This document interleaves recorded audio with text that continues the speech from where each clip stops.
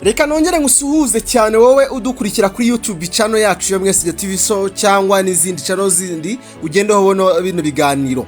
Okay, muri no video yacu none nkuko ni nabibasezeranyije tugiye kureba uburyo twabonamo TikTok International ukava mu gukoresha TikTok itahemba va muri ibyo bintu rwose. Niba ufite TikTok ifunguye mu Rwanda iyo reka guta umwanya w'ubusa kuko iyo TikTok nta kizakumarira cyane. Ariko muri ino video ngiye kukwereka uburyo ushobora kwibona TikTok international ako kanya. Tugiye kureba uburyo dore muri ino video ibintu tugiye kureba ni bibiri byonyine aka kanya. Tugiye kureba video, tugiye kureba uburyo ushobora kubona TikTok ya utangirira 000 nyine 0 ariko ari international bakagureza email na password ariko iyo TikTok ikabiri muri United States, USA, mu Bwongereza, mu Faransa, Canada. Okay, tugende indi ya kabiri ni TikTok iri monetize noneho ibyanyabyo iri monetize video zose ziri monetize. Icyo ukora wowe no gushyiraho PayPal account yawe ukazihemberwa. Twagiye noneho nkuko ni nabibabwiye muri video yatambutse turabanza tukinjira hano muri system ya fast niho tukuramo ibyo bintu rwose. Urabanza ugakana hano wanditse ngo fast.com fast.com ugakora login. Wamara gukora login ukinjiramo, wamara kwinjiramo ugahita uza hano hejuru ukaza hano handitse kuri utu turongo dutatu uba wamaze gushyiramo amafaranga nyine narabetse kuko hano handitse ngo add fund ugashyiramo amafaranga. Okay, ugahita uza ukana handitse ngo order, wangiye ugakana handitse ngo new order. Wamara kuhakanda ugahita uza hano ugakana hano handitse ngo select category, ugahita uza ukarebamo hano handitse ngo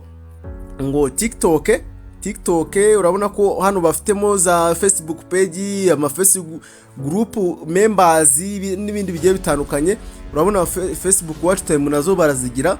Okay, icyo tugiye gushaka kakanya no gushaka TikTok reka turebe TikTok. Okay, aha hano baratwereka ngo ni TikTok full monetized. TikTok iyi ngiyi ni iri monetize ako kanya nyine ya nakubwiye ngo iba ifite video ziri monetize. Icyo ukora we no gushiraho PayPal account yawe ukazaza bafata amafaranga bayavana kuri TikTok bohereza kuri nuza yawe kuri PayPal, nawe ukavana kuri PayPal washyira kuri konti yawe ya bank. Nuko nguko niba nawe utazi uburyo ukoresha mu PayPal uzanyandike muri comment nzagukora video ibisobanura neza kandi nigeze no kuyikoraho kera. Okay, reka turebe nk'ino TikTok iri full monetized. Uzaza hano handitse monetize urebe igiciro cyawe, barakubwira ko ino TikTok ihagaze 70 iri monetize. Iyi TikTok reka turebe hano hasi muri description barakubwira ngo imeze nka YouTube, ibifite followers gwera ku 10,000 kuzamura, ifite views 100,000 ndetse biri na monetize. Yego, urabona ko bakubwira ngo buy now and start earning, gura nonaho utangire gukorera amafaranga cyane.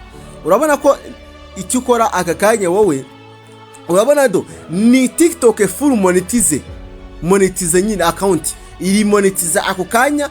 Wowe umve ngo TikTok international iri monetize ifite followers 100,000, aba followers 10,000 kuzamura, ifite views 100,000 kuzamura, ifite iri completed yuzuye 100%.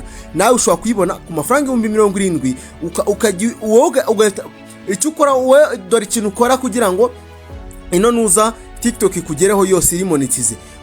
Wowe urabanza ugafungura email cyashya kugira ngo TikTok bayandike kuri wowe 100%. Urabanza ugafungura nuza email isanzwe yawe bwite ifungure mu Rwanda. Warangiza icyo bakora bafatiye ino TikTok bakayitransfera kuri email yawe. Bamara kuyitransfera yo maze bakabihuza neza. Bamara kubihuza iyo email yawe ukajya uyinjiraho ugiye kuri ino TikTok rwose ako kanya amafaranga yose imyirondoro bari yawe byose uragenda ugashyiramo telefone yawe ugashyiramo amanimero n'ibindi bigiye bitandukanye. Okay, kuri babantu noneho kugira ngo video yacu itaza gutinda cyane kuri babantu noneho bo badafite no mafaranga 70,000 bashaka kwigurira email kugira ngo batangire kuri account zabo 0 followers na 0 views, ariko izo TikTok akaba ari international zifunguye muri nuza. Icyo mukora rero mwebwe uraza hano hasi hehe ni hehera. Okay, reka dusohoke muri nuza. Yego, reka dusohoke muri account. Uraza hano hari nimero yabo ya WhatsApp. Dore ngiyi ya fasta na channel yabo bayita fasta dore channel yabo ngiyo. Unakanze hano hasi amanuza yabo wayabona amashosho media yabo bakoresha, ariko dore nimero ya WhatsApp yabo ngiyi ya 0796909525. ushobora guhita ubandikira ukabwira ngo ngewe rero ntabwo ushaka TikTok iri full monetize, ahubwo mu email, iyo email ibihagaze amafaranga make cyane, ntabwo ageze mu 10,000 pe, ntabwo ageze mu 10,000 y'amanyarwanda. Email urumva nyine ni TikTok International ifunguye muri bihugu nyine byose, biriya byose usanzwe uzi bikorerwamo monetization, wowe ugatangira kwikoreraho buri kimwe cyose.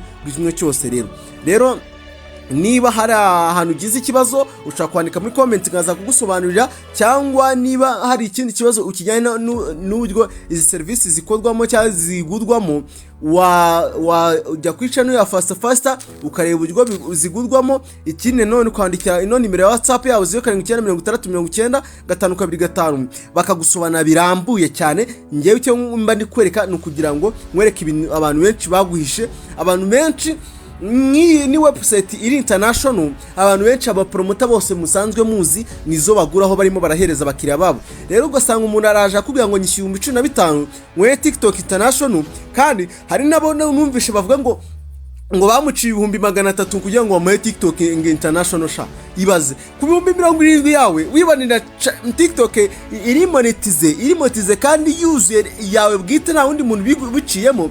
Ku 10,000 yawe ukaba wakibonera TikTok ugatangira kuyikoreraho wowe bwa TikTok International, nta kindi kiguzi. Rero niba zaguhende, niba zaguteza ikibazo, ariko nawe ngwino wigurire TikTok, kuko nkuko nabiguheretse hano muri no video, haba muri video yatambutse habaho n'ama YouTube channel ari monetize, habaho YouTube channel ziri monetize. Ahanga sizo zonyine bagiraho services zitandukanye, kandi izo services za zifite guarantee.